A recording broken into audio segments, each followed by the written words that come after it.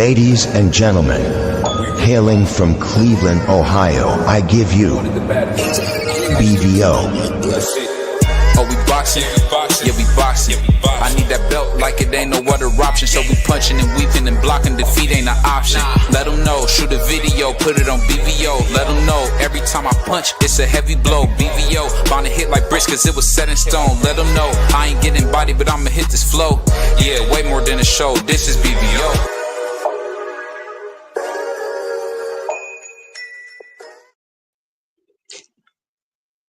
Salute, and happy holidays, people. Happy holidays to everyone who support and celebrate the holidays. Hopefully you and your family is enjoying family time together, because for me, I look at holidays different. I don't get into what the holidays are, but it brings family together, and that's what that's about. So hopefully everybody's having a great morning and going to have a great day with family, spending time with your children, your loved ones, your siblings and all that, opening gifts, sharing gifts, and just having a good old time. It's winter time. This is lover season because, you know, as Biggie said, play the crib when it's mink weather. So you don't need to be out in the cold, but you need to be in comfort of your own home and have that, that essence of love you feeling from your family and just enjoying yourselves.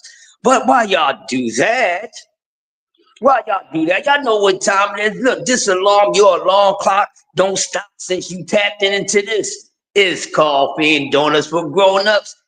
Merry Christmas, people. Happy Holidays edition. Of course, it's me. I'm not going to call myself grumpy today. But y'all know I've always been the greatest man alive. They ain't going to never change. No matter what other name you add on, I am the greatest man alive, DMC. Yes, I am. The MC and the EMCEE. Y'all think it's a trick, boy. When I pop up with a BBO track with these bars on it, ooh. Yeah, it's coming. I'm about to show off on y'all little mom. I'm about to show y'all some stuff. Well, I'm called the legend. But listen, man.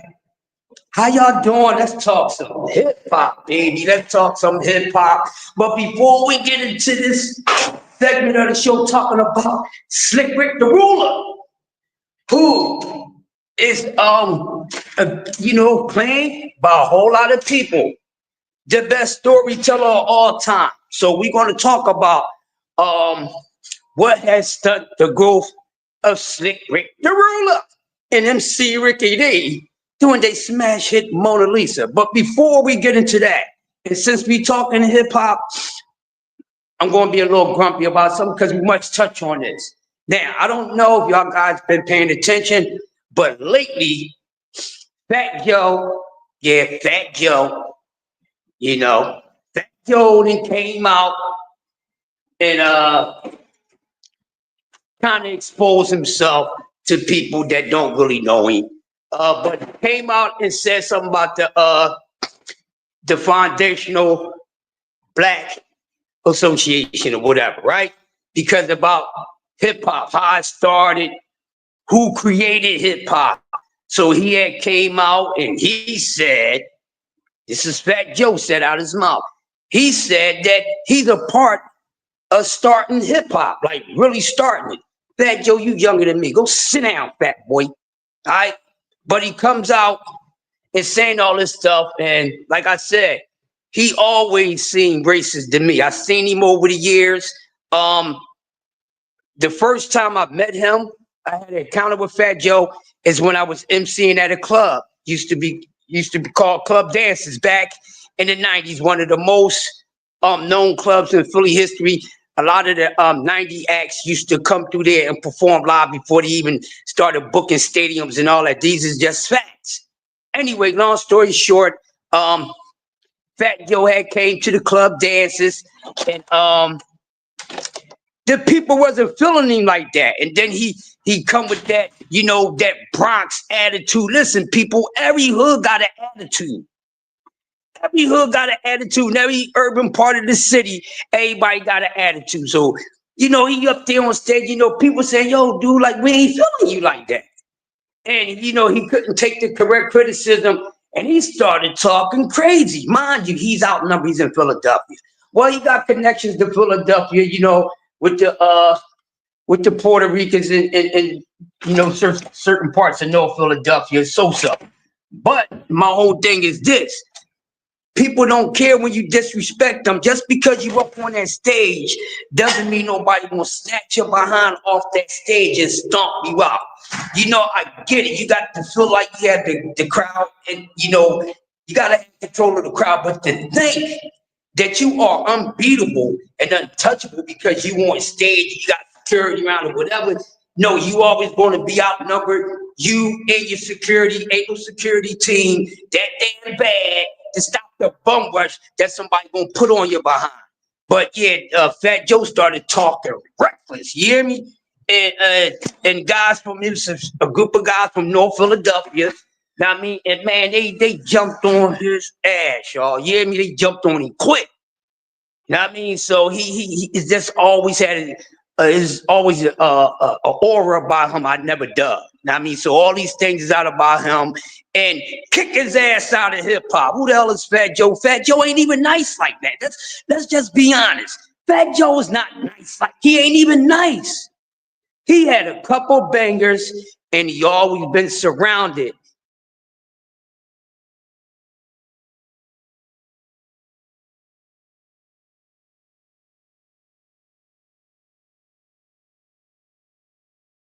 Don't be saying who run around quoting Fat Joe bars.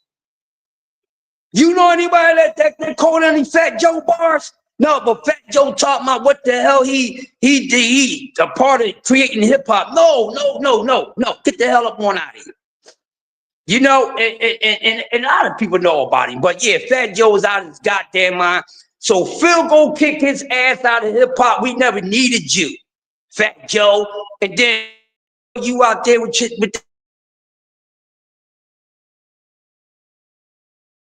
classify as get your ass up on out of here, Fat Joe.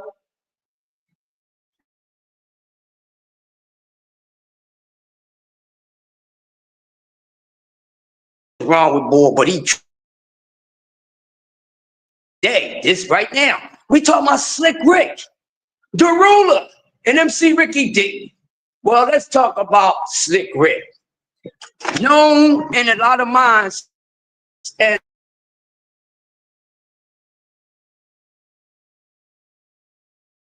from across the pond, if y'all don't know. That's why he had that distinct sound. You know what I mean? Got his own sound, his own look. Rick comes from over London. You know what I mean? But anyway, Slick Rick first got onto the scene. They heard back in around 84, 85, but definitely around 85. They heard in Philly, and actually when Slick Rick first started, people, he was in a group. It was a group. It was a whole.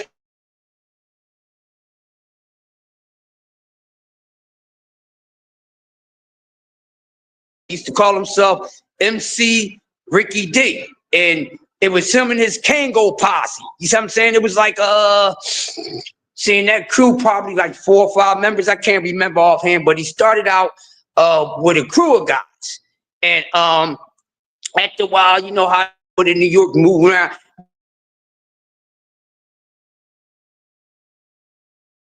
Doug Fresh, and I can't remember the whole story of how they came about, but he links up with Doug Fresh, and next thing you know, history is made. The first time he got the world got to hear Slick Rick is on one of the best stories ever heard in hip hop, and it's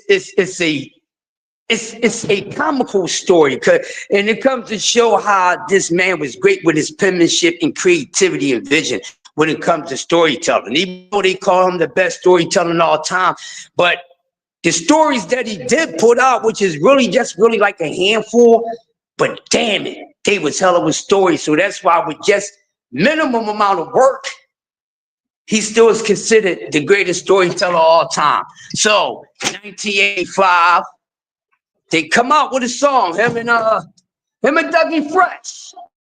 Him and Dougie Fresh get together, you know. Lottie, okay, so they get together for Lottie Dottie, which was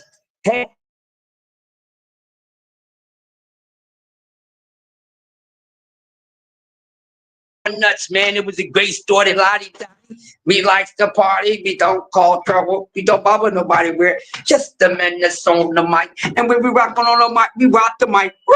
Listen, man, everybody sings this song. That's why no matter where Slick Rick goes, and even Dougie Fresh, and they don't have to be in the same place.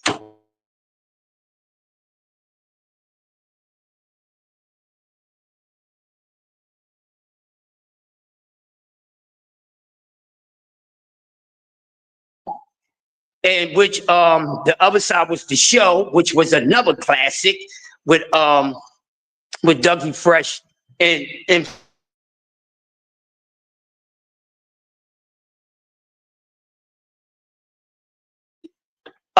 greatest producers, and who we would call one of the forefathers of New Jack Swing, Teddy Riley.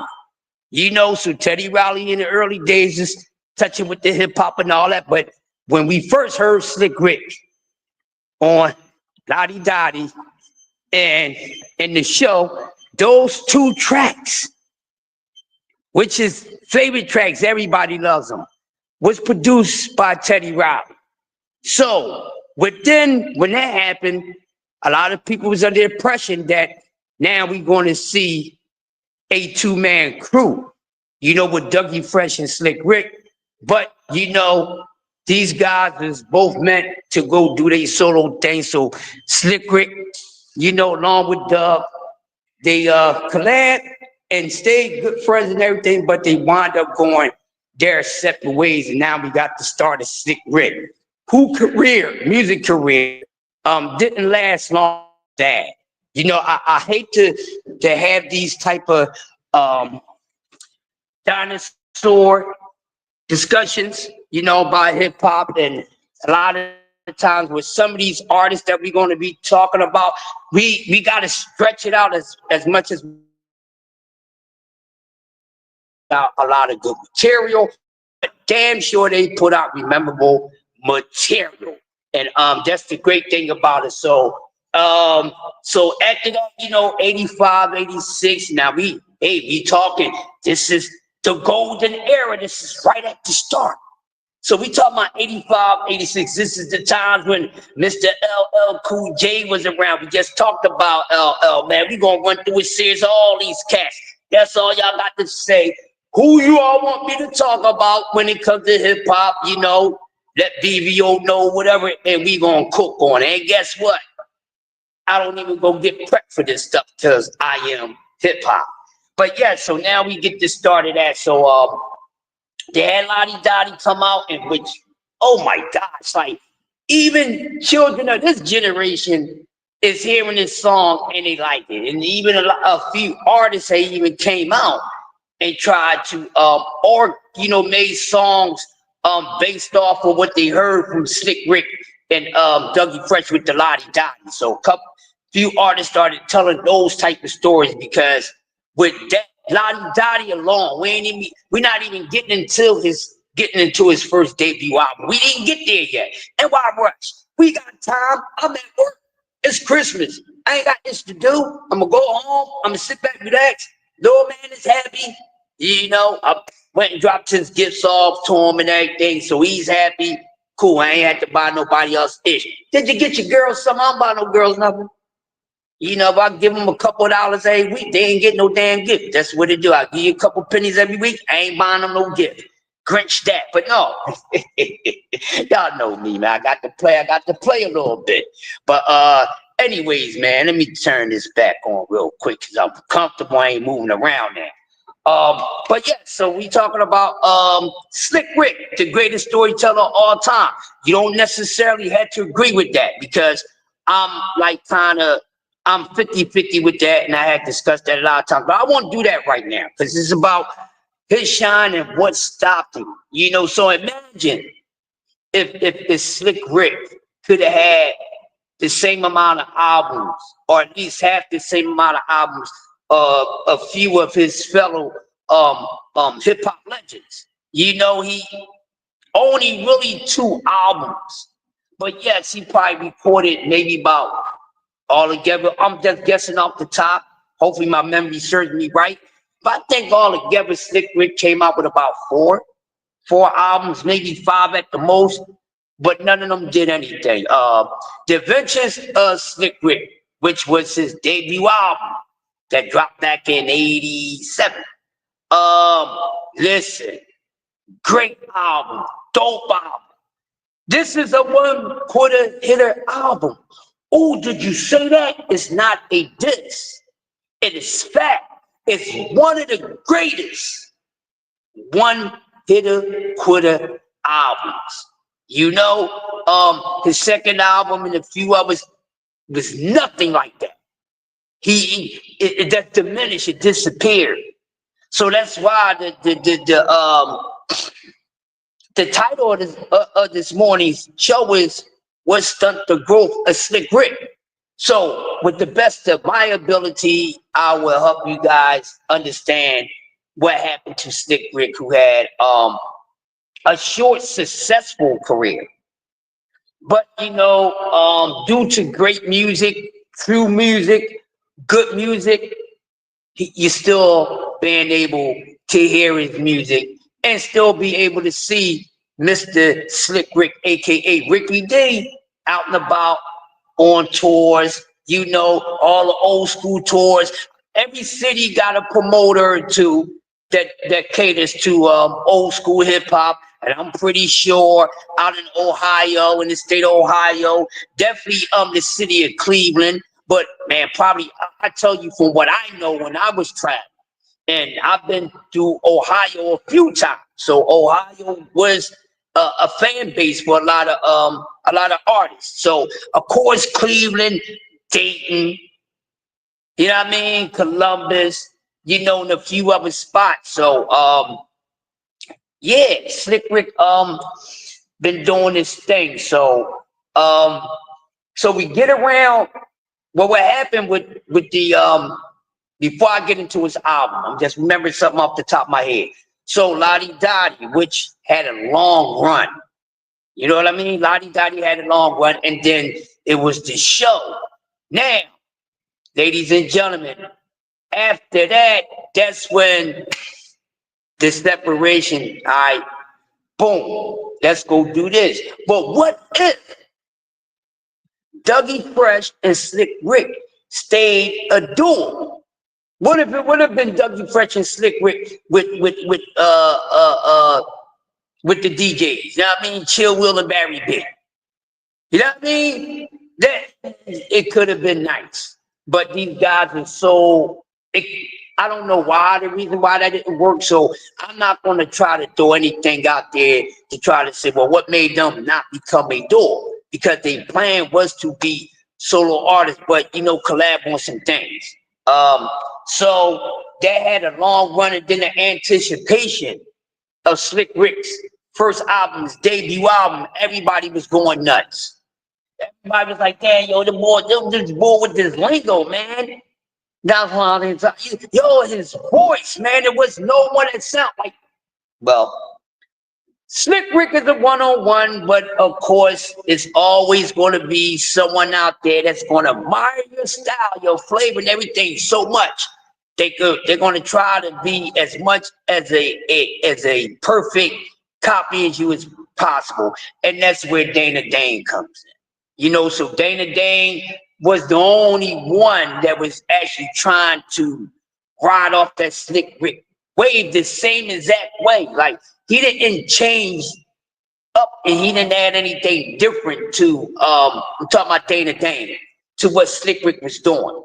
You know what I mean? So it was kind of, and those guys are right too, because actually that rap crew that they had part of when they was this crew, it was Slick Rick, Dana Dane, I think even Dougie Fresh and a few other guys. So they wasn't crew, but everybody was boom, right?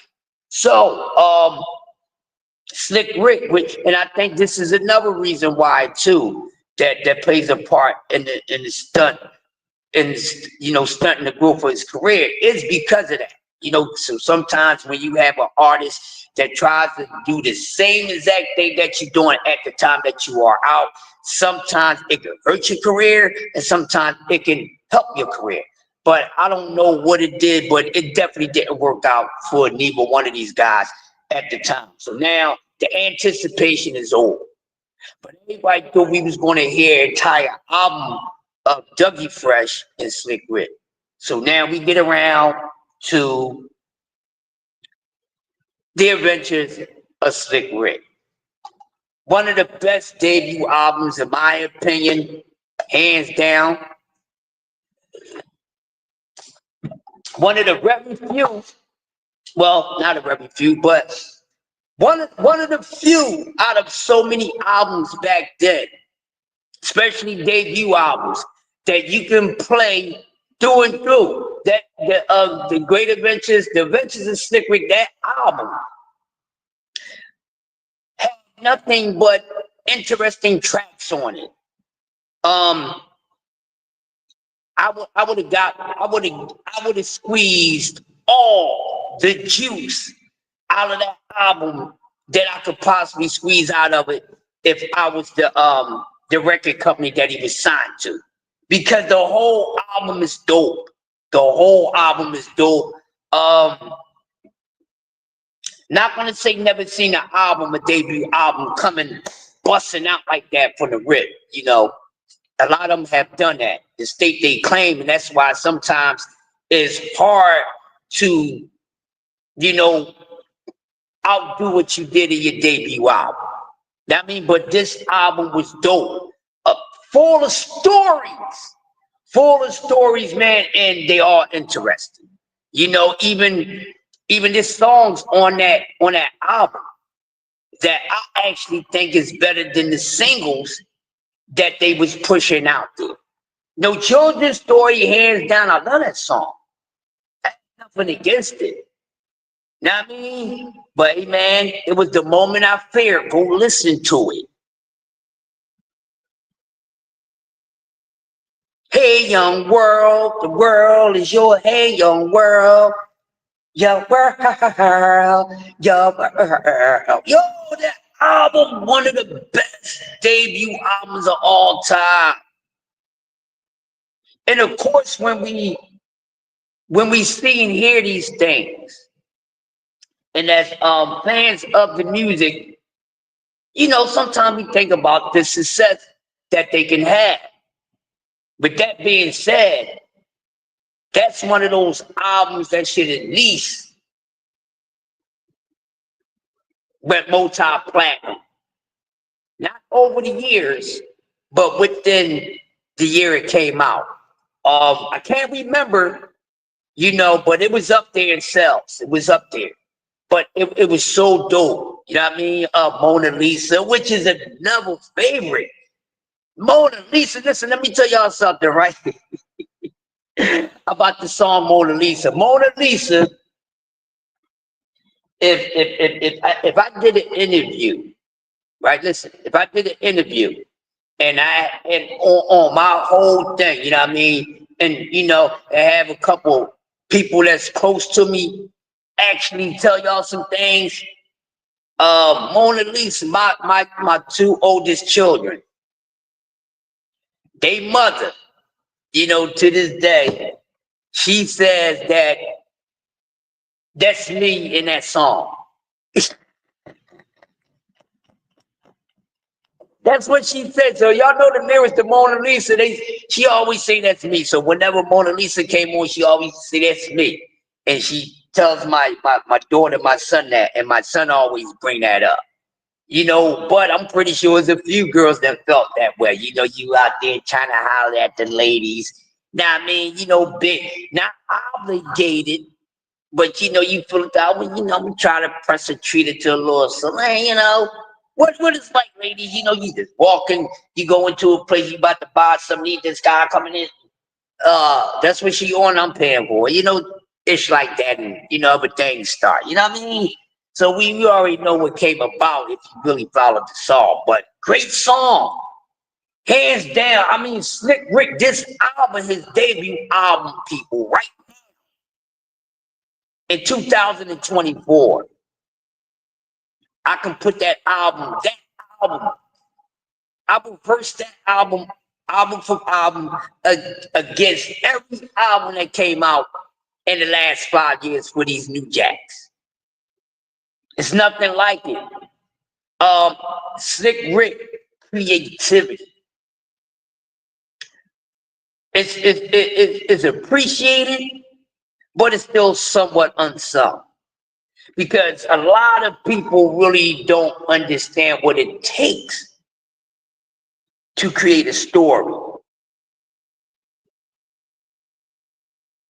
People don't know what it takes to create a story. It's nothing to create a lie. It's nothing to write a lie or anything like that. That's too easy. That's easy. But I'm talking about a story. Not just a story, but a story. You can relate to it. And then at that same time, you might be able to dance to it. Because the story itself, the words in the story got you interested. Like, oh, this seems like a little audio book. But the lyrics alone, you know it's hard, people. When you have a track and the beat, the track is the beat is on a beat. But then when the content is also on a beat too, it makes it kind of hard for people to receive. You know what I mean? But some of us, we catch all that, but it's kind of hard if you think about it. Because for one, really, you know, what's attractive about today's hip hop or rap? It's the beat. It ain't what the hell they saying, because they ain't saying ish. But we have artists like Slick Rick and so many artists that a dope track with dope lyrics makes what? A dope song and a good sell. You know, so with that being said, and be able still to convey your message, because sometimes the beat can overshine the content of the artist sometimes. And a lot of them, some of them need actually the beat to compliment them, because they're, you know, they're not that, you know, they skilled, y'all know what I mean. They rhyme or whatever it is ain't like that. And some of them, so many of them had a nice career because more so of the production and not what they were saying. You know what I mean? But with Slick Rick, who was saying something on every single song on that album. You know, Mona Lisa, treated like a prostitute, was the moment I feared. Teenage Love, Hey Young World, you know what I mean? Children's Story itself. What was the other one on there? I can't think, but that entire album was so dope.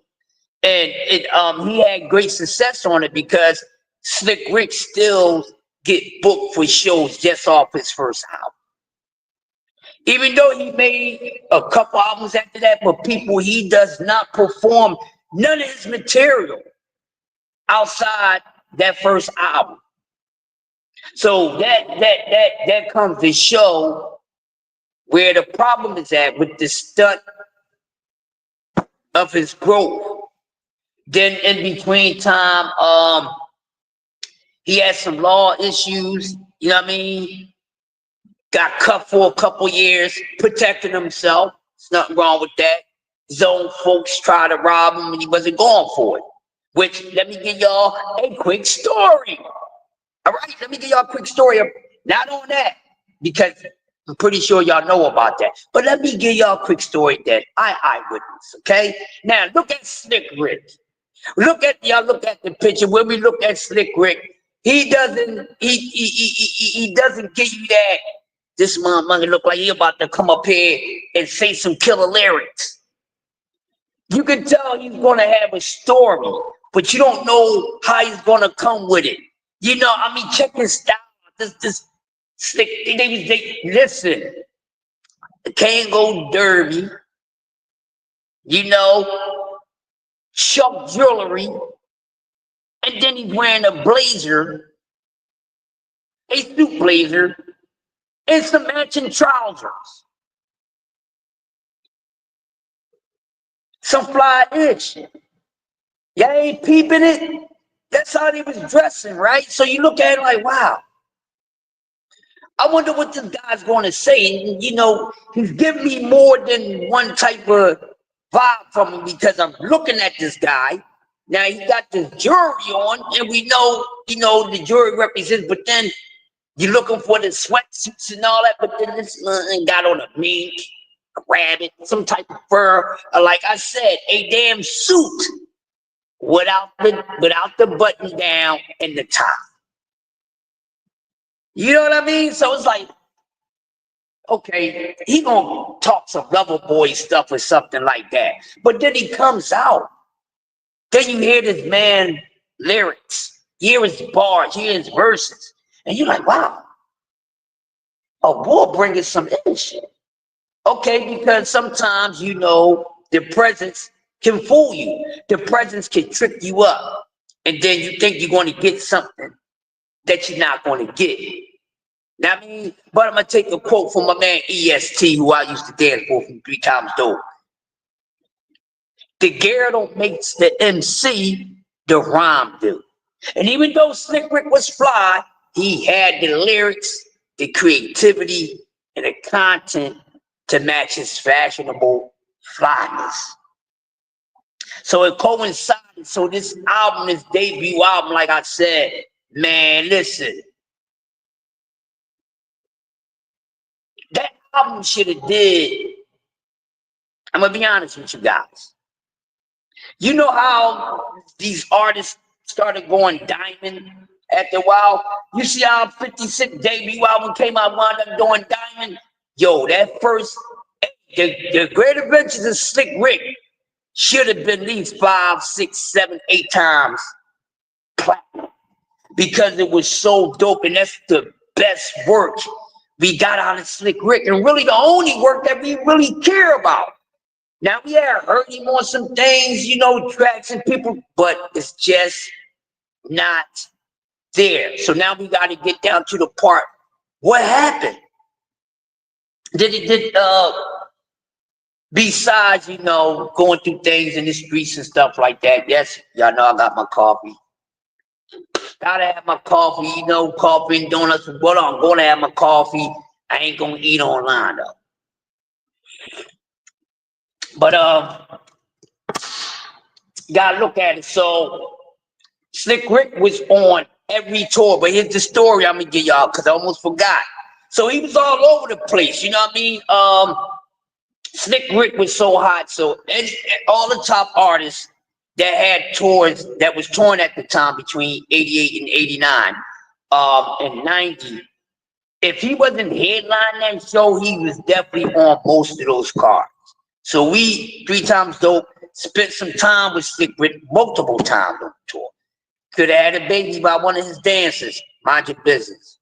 I didn't say who from 3 Times Dope could have had a baby by one of Slick Rick dancers.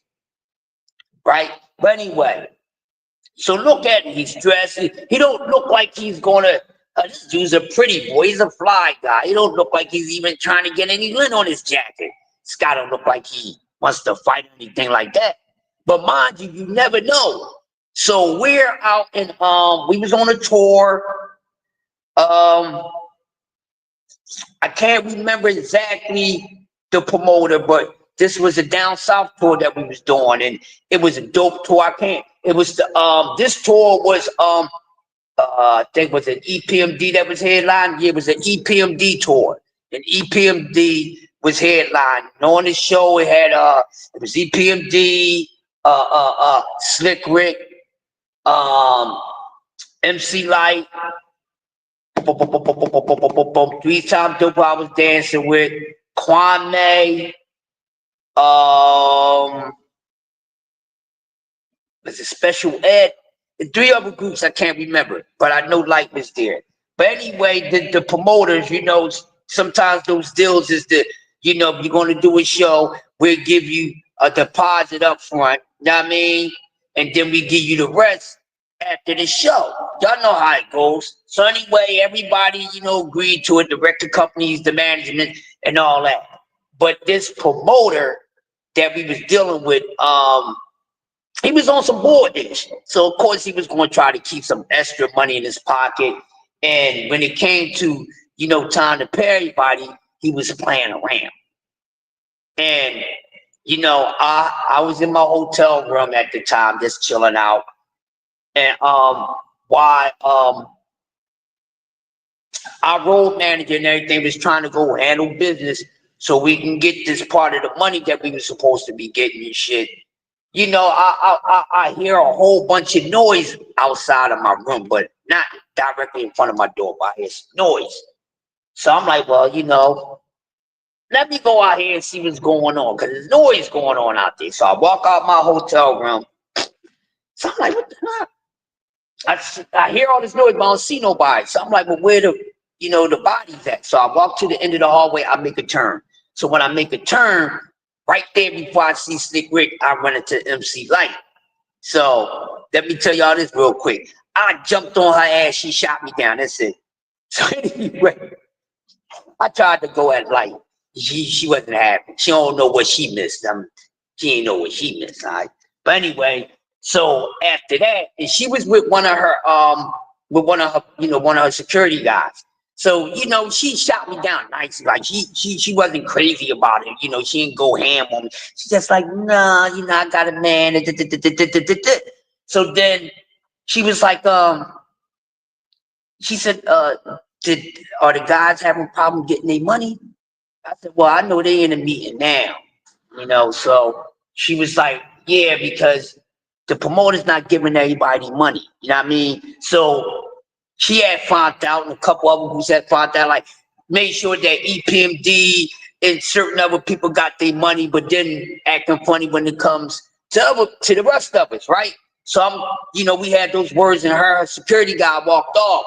So then as I go back, now when I turn the cut, it's Slick Rick in the hallway, because his room was on the same hallway as mine. So when I go back around, now I can hear his voice. So he must have stepped in his room and stepped out. But when I went back around to go to my room, Slick Rick is right there, hands down, people.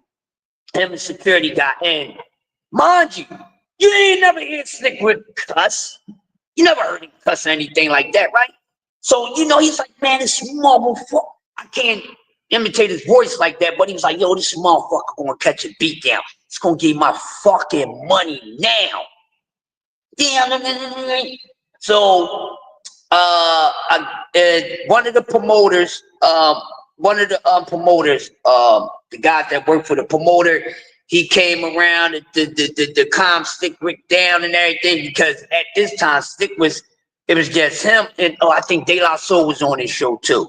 No, Def Jeff and Too Short was on his tour with us too. So Def Jeff didn't get all his money, whatever like that. So, you know, at this point, Rick was like, well, forget you, man. You know, go get the head guy. So he started, you know, he went to get the head dude, and something told me to stand right there. I'm standing right there and everything. And, you know, him and his bodyguard, one bodyguard is Slick Rick, and then it was the guy. So he was like, he had his back kind of turned towards the guy like this, y'all. No crack, no bull crap, no cap. He said, man, you already know the policy, man. You playing with my money. Know what I mean? So I'm like, his voice started like, yeah. And the guy said, well, look, that's when it jumped off. The promoter boy was like, well, you gonna, and next thing you know, Slick Rick went crazy. What you say, you pussy? Yo, I mean, a massive beat down on this dude. beat the brakes off the promoter board and his assistant. I'm standing there like this. And when I mean he was beating on the dude that, they ain't jumping. Slick Rick was, look, homie was all cut up. You know the rings he had on you? And I was like, yo. Not saying I thought he was a coward or anything like that, but as far as we don't know how these people are in their personal lives, even though they may portray, sometimes we think they are who they are on their music. Now, I mean, so we thought Slick Rick was just a cool dude, not that he's a coward guy, but because his material is just a no trouble dude. But man, when he turned up, it was so bad. Next thing you know, now here come our security dude, because he hear this shit, so he thinking that I probably done got into something. You know what I mean? And he come out and he grabbed me and threw me back. And I'm like, what you throwing me back for? You tearing his ass up. Man, listen. After that, I said, yo. I said, this dude is off the hook. I said, yo, his demeanor, his aura, oh, this nigga should be doing gangster rap. But I don't mean to call him a nigga, but I was like, yo, he should be on some Kool G Rap type of stuff. This dude come out making some cool music, no violence in his music and none of that, but this dude gets violent. Now, I guess anybody would get violent when it come to their money, but man, he beat the brakes off a dude, man. It was like, yeah, you make sure, man, whoever else ain't got their money, give them their money right now. No bull crap. It was about maybe 3 groups left out of the 9 groups that didn't get all their money. Didn't get didn't get none at all. Before we hit the goddamn motherfucking tour bus, everybody else got their just due. You hear me? So shout out to Slick Rick. So that's the first time I witnessed that. Never heard anything. And then, of course, a little bit after, he wound up going to jail. But that showed me, man. I said, oh, okay. I ain't never think him as a punk, but hey, all about his business. So I know if something jump off, he gonna protect himself. You know what I mean? But Slick Rick is probably one of the best storytellers of all time. But can I give him the #1 spot? No, I can't, because there's too many other storytellers that put out way more material, so his body of work is so small. Slick Rick body of work is so small that we don't have much to go on, but what we have to go on weighs a whole lot. And it's a tell and tell to how dope Slick Rick was. So then right after that, and then I guess things get to us, even on an everyday basis, the job might get to you and things, and some things is not working out and going the way that they going. So after a while, I guess Slick Rick kind of, when he was going to his 2nd and 3rd album, he kind of like the material kind of switched up a little bit, you know what I mean? And I think that's what's one thing that's done his growth, because we was used to a certain thing by Slick Rick, and it's like he tried to experiment and try to start telling different type of stories, and we was in the hip-hop world was not going for it. And I think some of the things that started bothering him to as he had to start being the guy off stage more than the guy on stage because of business. In the business world of hip hop, it kind of got in the way. So you know how it is. Once you ride that first wave, and when that second wave came around, he couldn't give us what he gave us the first time around with that ultimate debut album. Okay, nothing but hits on it. It's a playthrough. Listen to every song on it. You would not be dissatisfied at all. So then things start happening in the street. Then he goes to prison. He goes to prison for some years because of what happened. And what Slick Rick gave to us on that debut album, he could never revisit that type of work. I don't know what happened.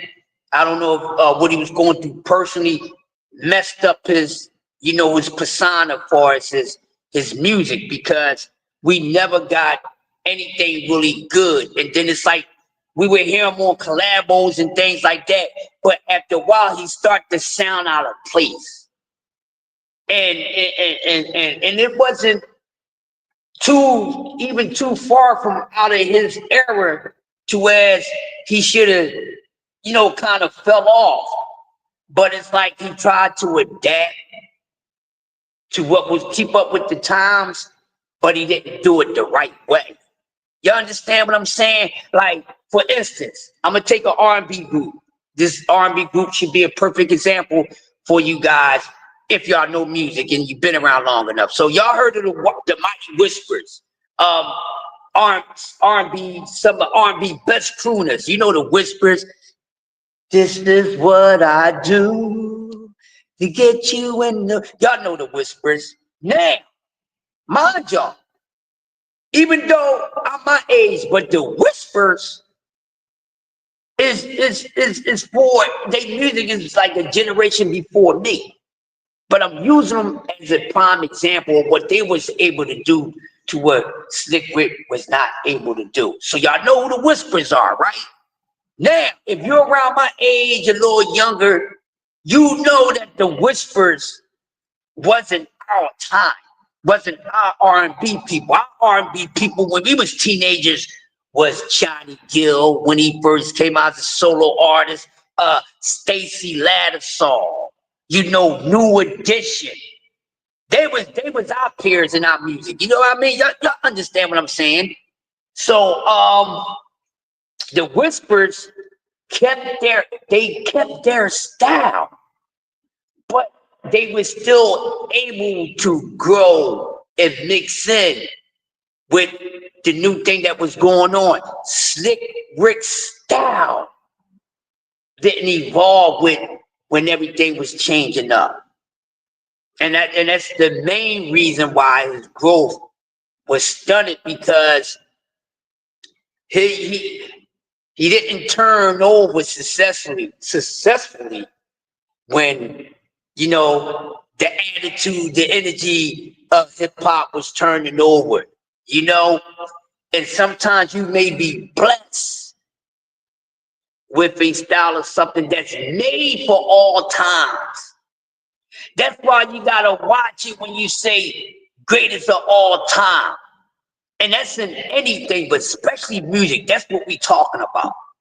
We talking about music, we talking about hip hop. You can't use that in the same way as we use it in boxing.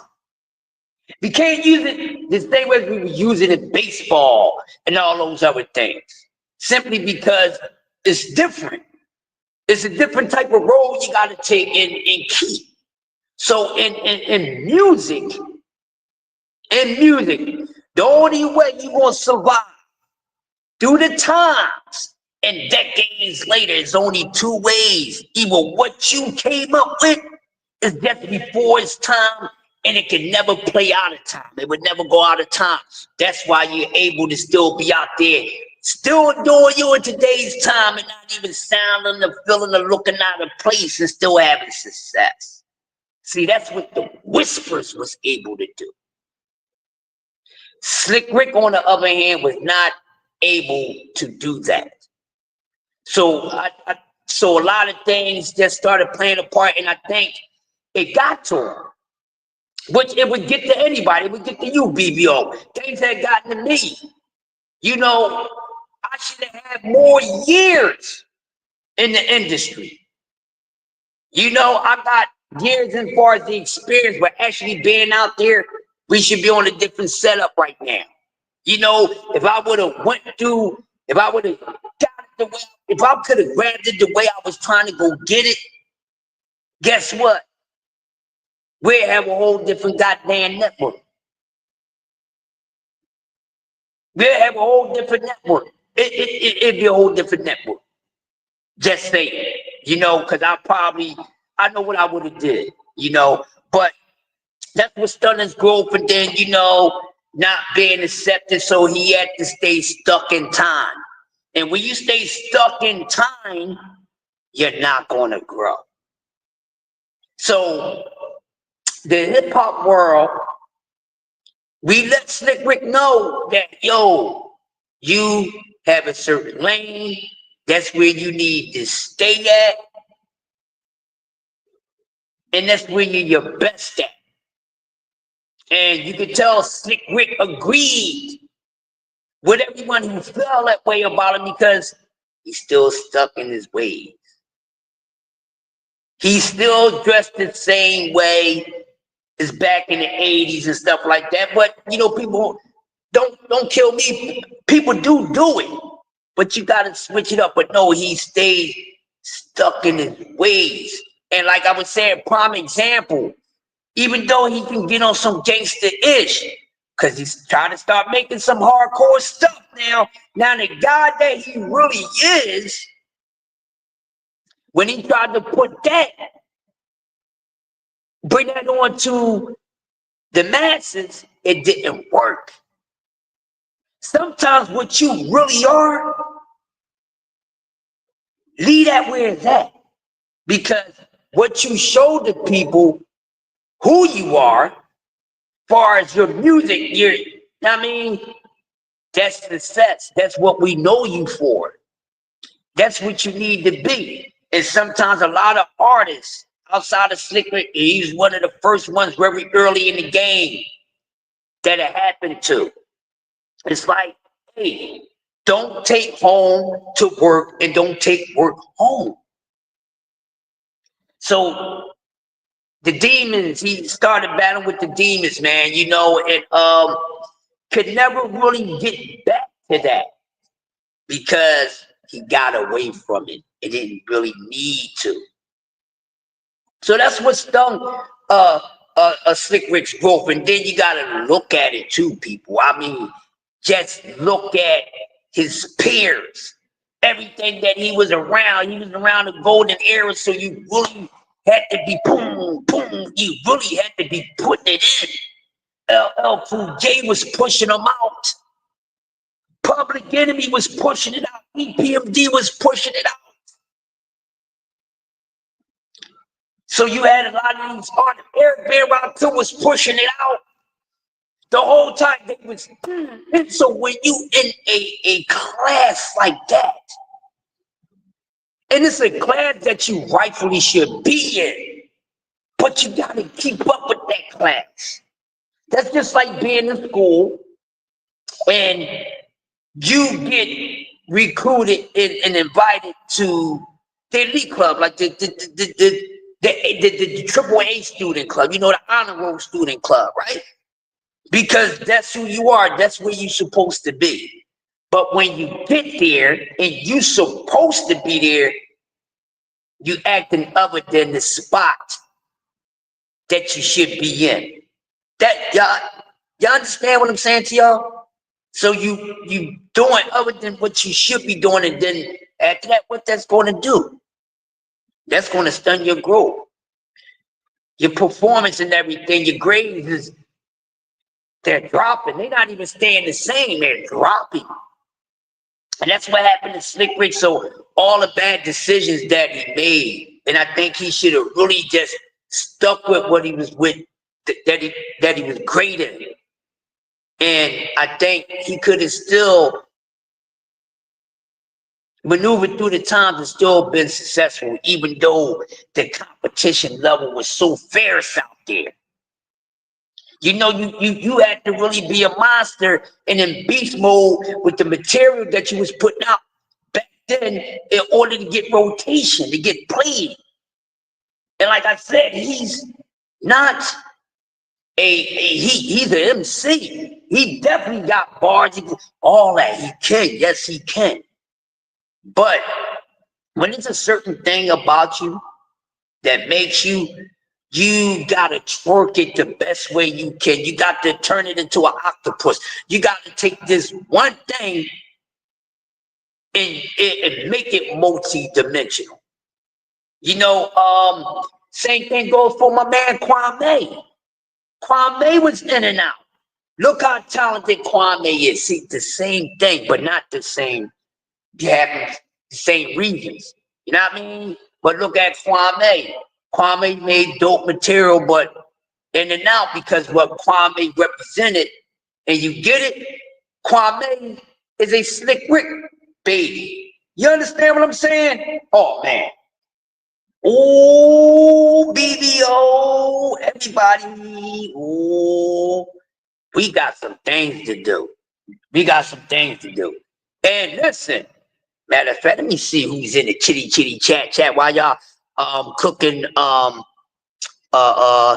you know, y'all Christmas breakfast and all that good stuff. Oh my God.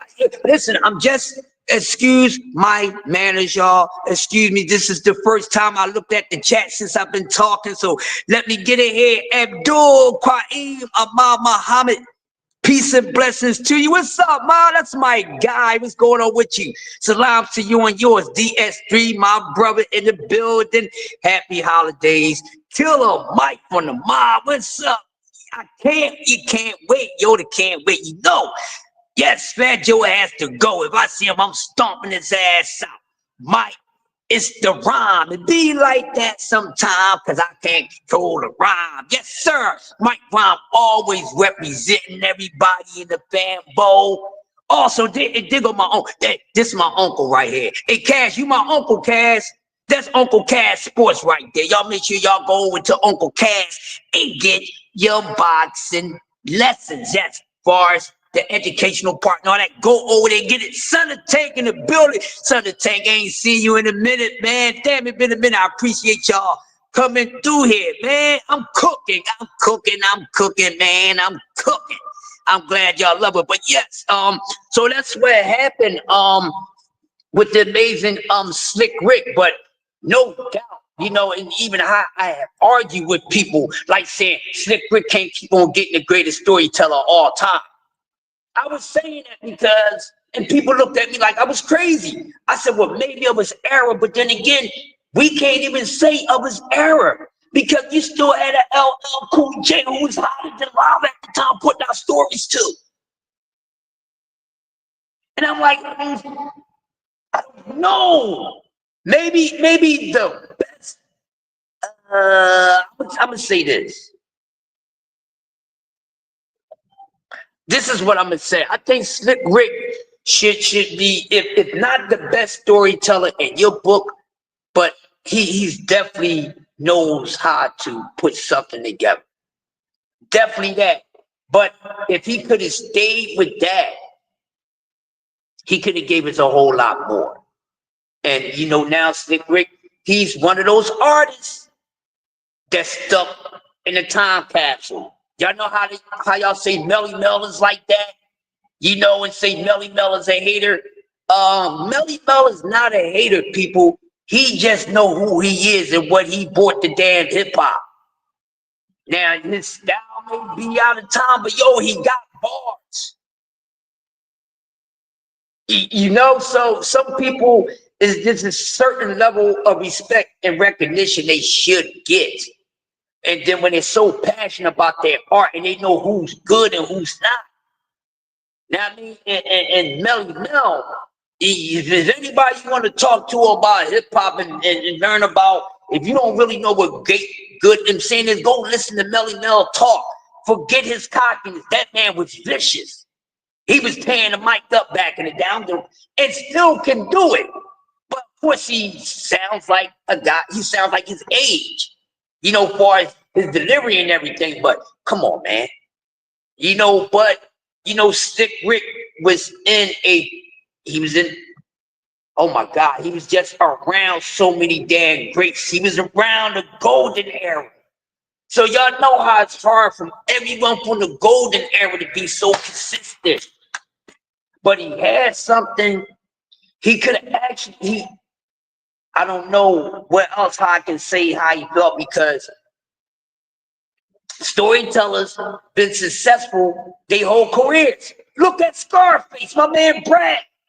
Forget gangster, he's a storyteller. Look how long Scarface been in the game telling his stories. You know, and I guess the reason why what stunned his growth, I guess because his stories, you know, and maybe I don't know, but I think he just probably had some sort of creative freeze or something like that. You know, but other than that, we cannot take away what he did. And off of one damn album, people, this man is still considered the greatest storyteller of all time. So we can't deny the facts. Salute to Slick Rick, man. We've been on the road with the brother a few times. You know what I mean? And the man can spit, but when you hear him on some gangster tracks and all that, y'all was like, come on, man. The hell Slick Rick doing on this kind of track? So whoever was doing Slick Rick music, I can't remember who was making his beats back then, but whoever it was, he should have stayed with them. And then with all the things that's going on in the world, oh man, he could have told all sorts of stories just from things that he'd seen, not only from things that he experienced, things that he studied. And see, this was some of the other storytellers was telling. And then Slick Rick's storytelling was like a one type of style story. You know what I mean? His stories is always mellow, you know, so it's, you know, mellow type of story, you know what I mean? But then when you hear the LL Cool J with the different stories, and I mean different stories, you know what I mean? With the 357 breaking on down, and I gotta that my rhyme ain't done, and Bristol Hotel, and you know, then you got Cool G Rap coming with In the Streets of New York, and oh my God, you got so many people coming with these stories at the same time when this man is the epitome of storytelling. But he had artists out there, his peers, they was good too. But the thing is, if they both got studied, it wasn't as early as Slick Rick's. And it's the sad thing, because Slick Rick should be celebrated a little more. Because even if I don't give him the greatest storyteller of all time, he's definitely one. He's definitely one, because like I said, body of work also makes sense. You know, sometimes it's about quality and quantity equally, you know, but sometimes some people take quantity over quality, quality over quantity. Now, he didn't give us a lot of quantity, but then he gave us some quality. And that's what we wanted from Slick Rick, but he just, you know, he let the things get to him, and this is why his stunt, you know, he can still, you know, he still had some people come see him, but he never got a chance to be at that moment where it's his turn, when he's over the rest of his peers. You know what I mean? So it was like he was in the middle, he was doing good, but once the shell of the egg cracked, the yolk start slowly seeping out. And then after a while, I guess he didn't know how to bounce back. But thank goodness for hip hop, and thank goodness for great music. Thanks for putting out music that lasts a lifetime. So even though his career was a short span, that damn album and what he did before the album is a lifetime of work. That's why you can never get tired of it. It's timeless. You know, so he did get it right, but he got somewhere stuck in the middle. You understand what I'm saying? But he gave us timeless music. Like I said, if the only album you ever mess with is his first album, that's cool, because everything he did after that doesn't come close to that. You know what I mean? And it's hard for, like I said, it's hard for these guys to come out with something and it works and they keep it going. So, you know, there's a few others like him that wind up, they broke out, like I said with Kwame, because that was a perfect comparison because they both kind of fell at the same time. I mean, Kwame, you didn't hear nothing from Kwame after the first album. And we toured with Kwame. Kwame was tight with 3 Times Over with EST and everything and all that stuff. But yeah, definitely one of the greatest storytellers of all time. Not the very best. We're gonna come back with a whole nother segment. Listen, y'all, 2025, get ready. Coffee and Donuts for Grown-Ups would be something like Cash Sports. It's gonna be a class. Class is in session. Oh yeah. My Uncle Cash Sports that gave me that motivation, like he's class every day at 2 p.m. So we're gonna start holding class. We're gonna start holding hip-hop study, not Bible study. We're gonna start holding boxing study, not Bible study. We're gonna do it all. We're gonna do it all. There you go, my boy. Hey, when you keep popping off and on, come on up here, Santa Claus. How's everybody joining morning? How's everybody doing their morning? Y'all open y'all gifts yet? If y'all got the children around, the grandchildren, is they tearing up the house? You know, gifts all over the place, half wrapped, fully up. Y'all know how it is. Cat Sports said, ain't never good with nephew. Yes, that's my uncle right there. Y'all heard it. So when I say uncle, he say nephew, mind y'all goddamn business. That's me paying homage to the great mind of boxing we talking about and everything else, you know. But yeah, so we working on something, man. And hey, anybody in JBT, y'all wanna add on and you know, let's do the damn thing. That's what I'm here for. You know, don't think I am, but I'm in this team. You know, I just gotta get some paperwork done. But let's get it, god damn it. That's what I'm saying. Hey, listen, y'all rocking with the Chief Rocker, man. Listen, y'all rocking with the Chief Rocker. You're rocking with the best, and I'm rocking with the best. So the best with the best can only be the best. You know, the best rocking with the best can only be the best. That's all I'm saying, man. That's all I'm saying. Self-motivation and every last one of y'all, man. Y'all give me an extra kick, man.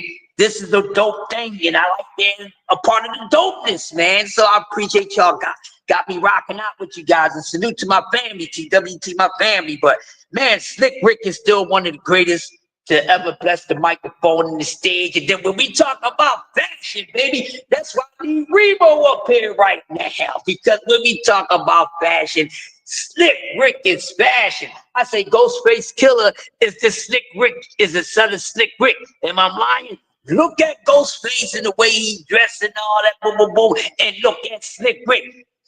And I always thought that. About Ghostface. I said, man, Ghostface is a Slick Rick descendant for style. Yeah.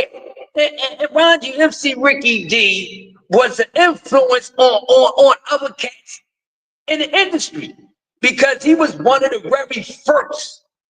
And see, we're gonna bring, hey y'all, we're gonna bring up a joint. Oh man, listen, I tell y'all what, we got hours we gotta run up. So I'm gonna be our entertainment today. When I leave out of here and get home, yeah, we gonna have some fun today. We doing a holiday edition, man.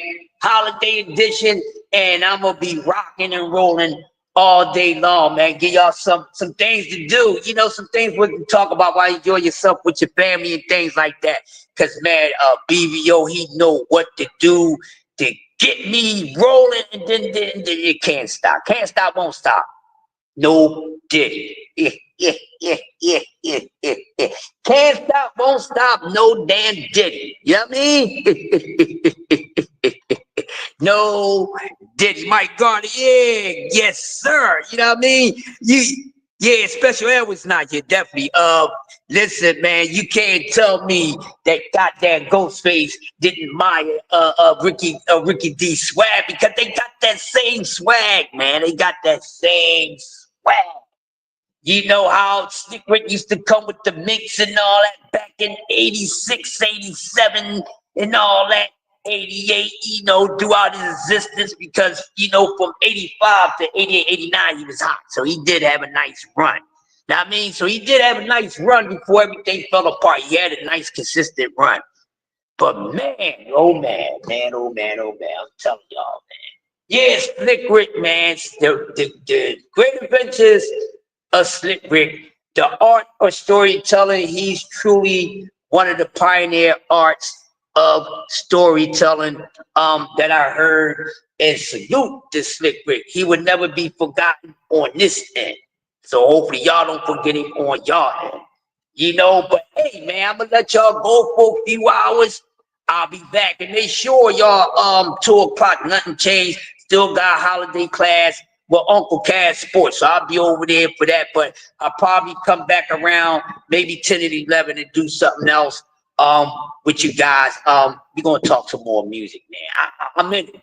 We're gonna talk some damn music and we're gonna have fun, man. We definitely gonna have fun. But look, I'm about to get up on out of here because I only got another 30 minutes inside this joint, and hopefully this mother effer get his ass here on time. He ain't got no kids or nothing, so he should be getting his ass here on time so I can roll up on out of here and go, you know, kick it with my family. So yo, this has been another dope one, man. Another dope one.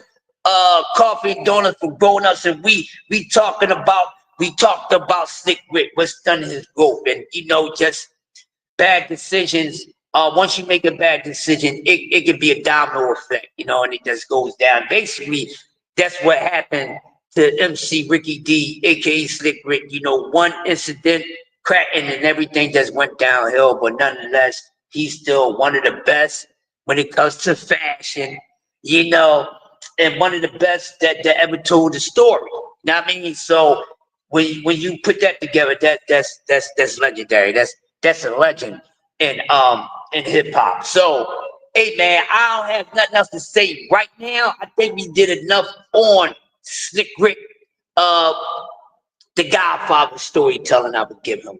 I say he's the Godfather or storytelling, and he gave us some stories. You know, while y'all sitting around, go listen to that first album. Tell you, Treat Like a Prostitute is funny in the moment out there. They two of my favorite songs that a lot of people don't talk about on that album. I love those songs just as much as I love Mona Lisa and Children's Story, man. Yeah, so it's definitely dope. BBO, what you got to say before we go, bro?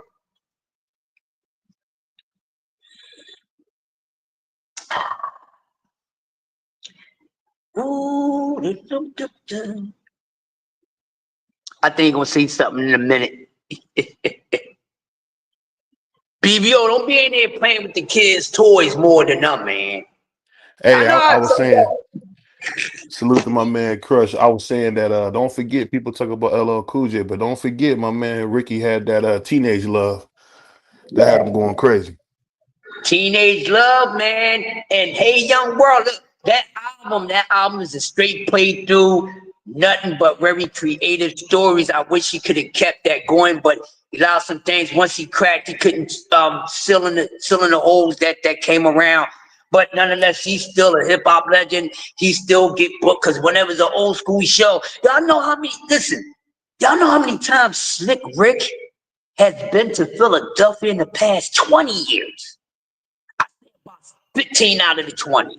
Whenever they said that was his second home. Yeah, he loves Philly.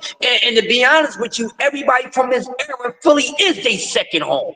Because outside of New York, the first place they went, they came to Philly. They didn't go to LA, they didn't go to Beverly Hills, nothing. They came to Philly. Oh, we got some BBO. We got material, bro. We got content. What they want. What they want, we got content, man. Oh my God, we got content. People don't realize that Teenage Love and that I Need Love inspired a lot of guys to change their whole style up. That's true. You don't get Ja Rule without Teenage Love or I Need Love. You don't get Ja Rule without that.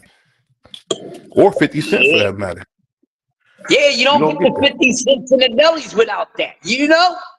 You don't get none of that. Out to and Slick Rick. They got babies and nephews out here. And we gonna bring it because we ain't bring up enough LL babies yesterday. I ain't forget though. We ain't forget. You forgot one too. There's no Snoop Dogg without Slick Rick. There you go, God darn it. Ding, ding, ding, ding, ding, ding, ding. This is how you close out a show, baby. I was going to save it, but like I said, yo, we ain't nothing to be played with. I don't mean to sound you can't. arrogant. People don't, because you know, even Dog got a song, a Lottie Dottie type of song. So you don't get no Dog without Slick Rick. Rich was inspired by it, and Snoop Dogg can tell you, man, that's one of the guys he looked up to. Listen, man, we ain't gonna put everything in one, and we ain't gonna put all the goddamn artillery in one goddamn chamber. We not, but don't forget, Teddy Riley was the you didn't hear about Teddy Riley till you heard the show with Slick Rick and Dougie Fresh. That was his first big placement. Was the show 1985. Talk about Teddy Riley was hip hop before the New Jack Swing. You young bucks wet behind the ear cats. Mm-hmm. Yeah, y'all know about that. I know. And know some personal stuff. Yep. Hey man, it's a lovely day, man. Hopefully, this morning's show we gave y'all is a great start to the holiday. You know, ain't nothing changed, man. We rocking out. No matter it's a holiday or not, we gonna make it a holiday for you if it ain't one. Cause that's what we do, man. And we aim to please and we ain't stopping, man. Y'all just don't know. Y'all got me so motivated, man. Y'all don't understand. Y'all don't understand. But look, let us get up on out of here. That's my phone call. My son is calling me. I see y'all around 10 o'clock. Have a blessed one. Peace. Ladies and gentlemen, hailing from Cleveland, Ohio, I give you BVO. Oh, we boxing? Yeah, we boxing. I need that belt like it ain't no other option. So we punching and weaving and blocking. Defeat ain't an option. Let them know. Shoot a video, put it on BVO. Let them know. Every time I punch, it's a heavy blow. BVO, bound to hit like bricks cause it was set in stone. Let them know. I ain't getting body, but I'ma hit this flow. Yeah, way more than a show. This is BVO.